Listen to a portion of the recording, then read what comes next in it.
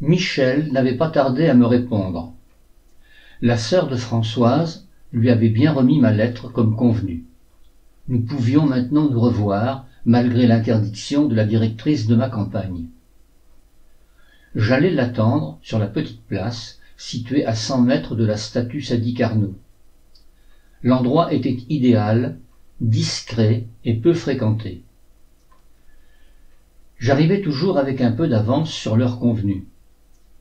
Les élèves de terminale avaient l'autorisation de sortir seuls le jeudi après-midi, contrairement aux autres étudiantes des classes de première et de seconde.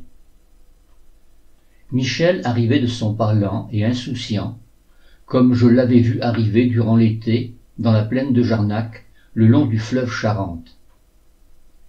Elle me fascinait toujours par cette décontraction et ce calme dont elle faisait toujours preuve en toutes circonstances, alors que j'avais tendance à être fébrile et inquiet dans les situations délicates. J'appris plus tard qu'elle adorait marcher sous la pluie, bien enveloppée dans son ample imperméable. J'appris aussi qu'elle avait une influence étonnante sur les chiens dans la rue. Ce devait être un don. Peut-être était-ce cela, ce pouvoir de séduction, qui m'avait attiré au premier regard. Lorsqu'elle se promenait dans la rue, les chiens s'approchaient d'elle et venaient la flatter.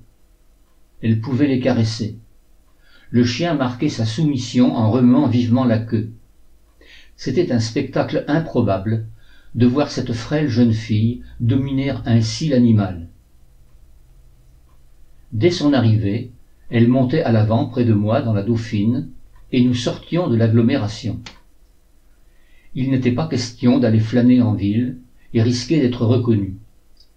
Je reprenais la route en direction de Rouillac. Nous parcourions environ une dizaine de kilomètres, et nous nous garions sur le bord de la chaussée, dans un endroit que j'avais repéré. Il y avait là un petit bosquet où nous pouvions nous réfugier à l'abri des regards. J'étendais un plaid de voiture sur le sol, et nous pouvions nous y asseoir et nous enlacer de longues minutes, heureux d'être enfin à nouveau réunis pour 1 heure ou 2. Plus rien ne comptait alors. Puis, je la raccompagnai sur la place d'où nous étions partis, et elle repartait en direction de son école normale après une dernière étreinte. Un jeudi après-midi, alors que nous étions à nouveau réunis dans le bosquet de nos escapades, Michel me dit qu'une sortie de nuit était organisée par l'école pour aller assister à un concert au théâtre de la ville, situé en plein centre-ville, tout près de la statue Sadi Carnot où nous avions l'habitude de nous retrouver. Une grande rue partait du rempart et longeait le théâtre. Cette rue était bordée d'arbres, et sous ces arbres, tout le long, un parking en épi permettait de stationner les véhicules. La nuit, il restait toujours des emplacements, et l'on pouvait facilement trouver une place. Michel me fit une proposition étonnante.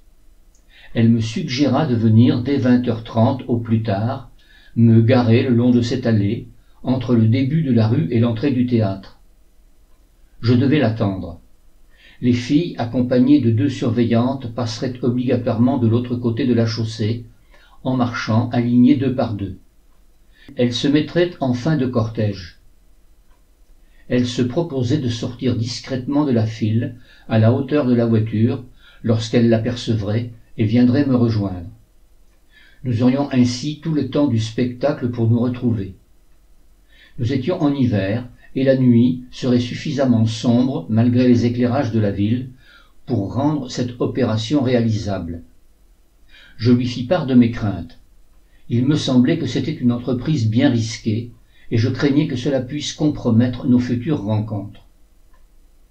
Michel me regarda calmement, me sourit, et m'affirma qu'il n'y avait pas de risque, qu'elle saurait se faire discrète pour venir me rejoindre. Elle y tenait vraiment. Le jour venu, je suis donc allé me placer à l'endroit souhaité. Il y avait effectivement quelques places libres le long de la rue. Je stationnai ma voiture, l'arrière du véhicule, face à la chaussée, et j'attendis, assis à la place du chauffeur, tournant la tête pour apercevoir l'arrivée du cortège de normaliennes. Soudain, je les vis apparaître, au loin, toutes habillées de manière identique. Le cortège approchait lentement. Je repérai les deux surveillantes. L'une d'elles marchait en tête, l'autre sur le côté du cortège se trouvait côté rue à mi-hauteur de la file des jeunes filles. Celles-ci marchaient alignées 4 par 4. Je fus soulagé de voir que la seconde surveillante n'était pas en serre-file, car cela aurait inévitablement compliqué la tâche de Michel. Arrivé à ma hauteur, je vis Michel se détacher discrètement du groupe et traverser rapidement la rue qui n'était pas très large. Elle s'engouffra à l'avant de la Dauphine et me décocha un large sourire. Nous attendîmes que la colonne pénètre dans le théâtre pour démarrer la voiture et partir à notre tour pour sortir de la ville. Au retour, nous nous sommes placés à peu près au même endroit de stationnement, mais cette fois, j'avais mis l'avant du véhicule face à la rue pour que Michel puisse bien calculer à quel moment elle pourrait rejoindre la colonne des Normaliennes en train de repartir vers l'école de ma campagne. Nous avions pris une marge pour être sûrs de ne pas rater la sortie.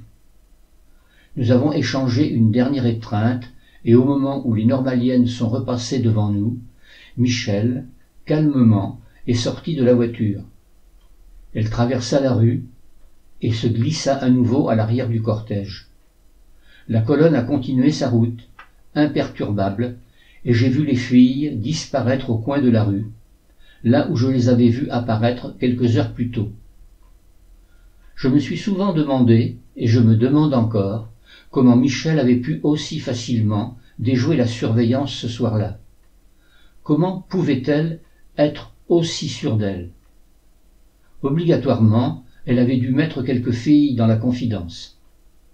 Comment aurait-elle pu sortir de la colonne sans que les autres filles situées à sa hauteur dans le groupe ne s'en aperçoivent? Un autre sujet d'étonnement également. Comment les surveillantes avaient-elles pu ne pas s'apercevoir que l'une des Normaliennes manquait à l'appel au théâtre? À l'arrivée, passe encore, mais au moment du retour. Pour avoir accompagné de nombreux voyages d'enfants ou d'adultes durant ma longue carrière d'enseignant, j'ai toujours pris soin de vérifier, à l'aller comme au retour, la composition du groupe que j'accompagnais, afin de n'oublier personne. Ou bien les surveillantes n'ont pas bien fait leur travail ce soir-là, et n'ont pas contrôlé la composition de leur groupe au départ du théâtre, ou bien l'une d'elles était peut-être dans la confidence, et dans ce cas c'était une faute professionnelle. Ce qui est sûr, c'est que cette escapade n'eut aucune conséquence fâcheuse. Nous n'en avons jamais entendu parler, et Michel était fier de son exploit. Mais quelle frousse elle m'avait faite! J'étais stressé, alors qu'elle semblait vraiment sereine.